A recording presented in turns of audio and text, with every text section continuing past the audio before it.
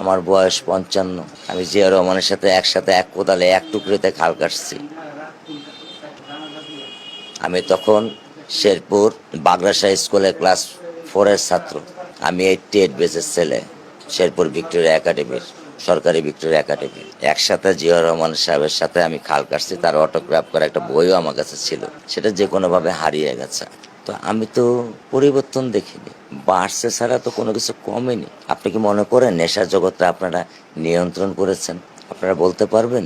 আপনাদের সেই নিউজ আছে আপনাদের কাছে? নেই, সেই নিউজ আপনাদের কাছে নেই।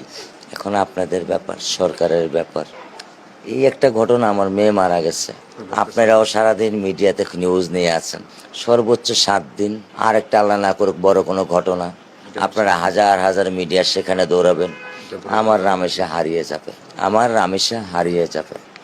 তার 15 দিন পরে বা 1 মাস পরে বা 5 মাস পরে আইনের ফাঁক ফোকর দিয়ে কোনো না কোনোভাবে উনি জামিনে বের হয়ে আসবেন।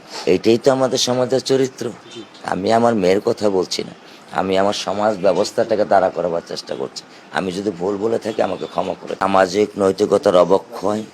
আপনার সকাল 6টা বাজে যদি এই মহল্লায় আসেন, রাত্র 12টা বাজেও যদি এই মহল্লায় আসেন, গাঁজা, ইয়াবা বা অন্য অন্য জিনিস আপনার মানে হয়তো বা 1 কেজি উস্তা কিনতে গেলে আপনাকে খুঁজতে হবে, এটা কিনতে গেলে খুঁজতে হবে না, এটা কিনতে গেলে খুঁজতে হবে না।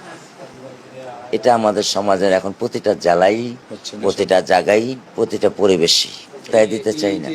আপনারা যদি পারেন সমাজ ব্যবস্থা পরিবর্তন করুন, আপনারা যদি পারেন নেশামুক্ত যে সমাজ আমাদেরকে উপহার দেন, আপনারা যদি আমাদেরকে দিতে চান আমাদের বাচ্চা যেন নির্ভয়ে নিশ্চিন্তাভাবে আমি আমার বাচ্চাকে স্কুল কলেজে পাঠাতে পারি, সেটা দেন।